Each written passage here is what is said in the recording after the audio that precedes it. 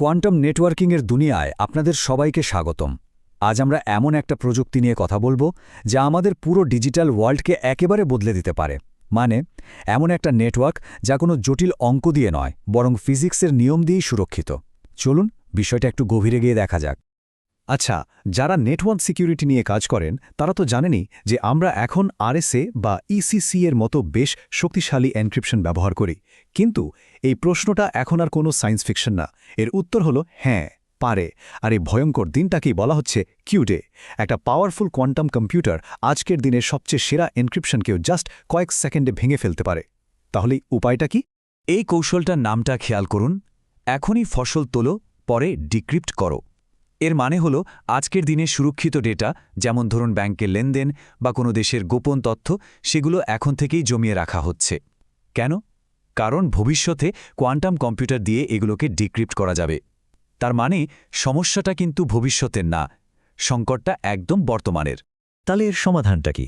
সমাধান হলো quantum networking, এমন এক টেকনোলজি যার সিকিউরিটি কোনো জটিল গণিতের ওপর নির্ভর করে না, বরং এটা টিকে আছে ফিজিক্সের একেবারে মৌলিক কিছু নিয়মের ওপর।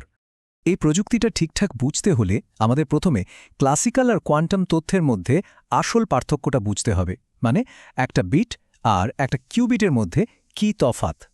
আমাদের এখনকার কম্পিউটার, রাউটার বা সুইচ সবকিছুই এই বাইনারি সিস্টেমে চলে। মানে যে কোনো তথ্য হয় 0 হবে, না হলে 1 হবে। এর মাঝামাঝি আর কিছু নেই, একদম সোজাসাপটা ব্যাপার। আর এখানেই আসল মজাটা শুরু। একটা কিউবেট একই সময়ে 0 এবং 1 দুটোই হতে পারে। ভাবুন তো, একটা কয়েন ঘুরছে, মাটিতে পড়ার আগে পর্যন্ত ওটা কিন্তু একই সাথে হেডস এবং টেলস। এই অবস্থাকেই বলে সুপারপোজিশন। আর এই কারণেই একটা কিউবেট সাধারণ বিটের থেকে অনেক অনেক বেশি তথ্য ধরে রাখতে পারে। এই টেবিলটা দেখলেই পুরো ব্যাপারটা পরিষ্কার হয়ে যাবে। দেখুন, ক্লাসিক্যাল নেটওয়ার্কে ডেটা কপি করা খুবই সহজ একটা কাজ, কিন্তু কোয়ান্টাম নেটওয়ার্কে নো ক্লোনিং থিওরেম বলে একটা নিয়ম আছে। এই নিয়ম অনুযায়ী একটা অজানা কিউবিটকে হুবহু কপি করা অসম্ভব, আর এটাই হলো এর সিকিউরিটির মূল ভিত্তি। চলুন এবার পরের অংশে যাই আর দেখি এটা বাস্তবে কিভাবে কাজ করে। কোয়ান্টাম নেটওয়ার্কিংয়ের সবচেয়ে গুরুত্বপূর্ণ ব্যবহার হলো কোয়ান্টাম কি ডিস্ট্রিবিউশন বা সংক্ষেপে কিউকেডি। এটাই আমাদের সেই আনব্রেকেবল সিকিউরিটিটা দেয়। তো সবচেয়ে জরুরি বিষয়টা হলো, যখনই কেউ একটা কোয়ান্টাম কণার অবস্থা বা তথ্যটা পড়ার চেষ্টা করবে, সে আসলে নিজের অজান্তেই ওটাকে বদলে ফেলবে। এই সাধারণ নিয়মটাই হ্যাকিংকে একেবারে অসম্ভব করে তোলে। আচ্ছা, সহজ করে ভাবুন। ধরুন আপনি একটা গোপন চিঠি একটা বিশেষ খামে করে পাঠাচ্ছেন।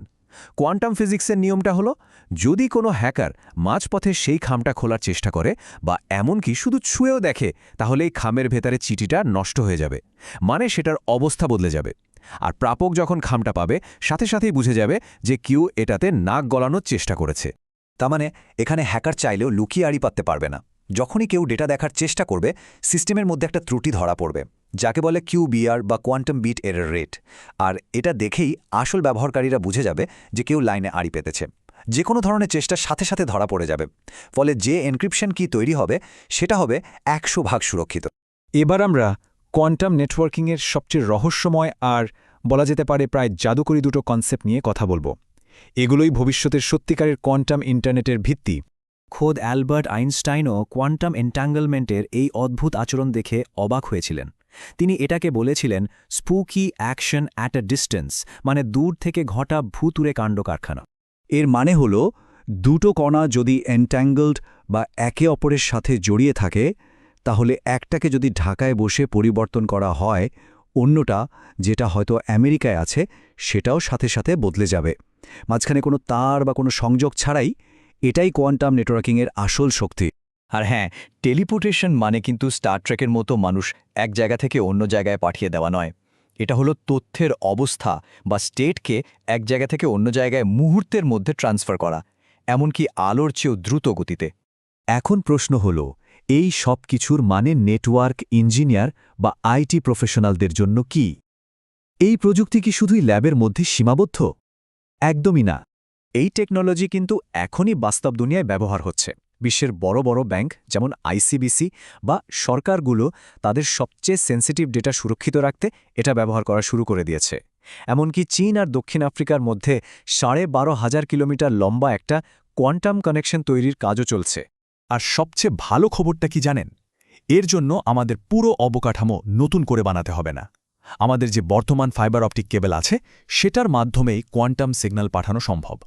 তার মানে যারা সিসকো বা জুনিপার নিয়ে কাজ করেন তাদের জন্য ভবিষ্যৎটা কিন্তু খুবই ইন্টারেস্টিং হতে চলেছে। হয়তো খুব শীঘ্রই আমাদের কোয়ান্টাম রাউটার বা কোয়ান্টাম রিপিটার কনফিগার করতে হবে। তাই এখন থেকেই এই কনসেপ্টগুলো সম্পর্কে জেনে রাখাটা খুব জরুরি। ভবিষ্যৎ কিন্তু আমাদের ভাবনার চেয়েও দ্রুতগতিতে এগিয়ে আসছে। এই প্রযুক্তি আমাদের ডিজিটাল কমিউনিকেশনকে একটা অ্যাবসলিউটলি নতুন স্তরের নিরাপত্তা দেওয়ার ক্ষমতা রাখে। এখন ভাবার বিষয় হলো, কোয়ান্টাম ইন্টারনেট কি সত্যিই একদিন আমাদের এখনকার ইন্টারনেটকে পুরোপুরি রিপ্লেস করে দেবে?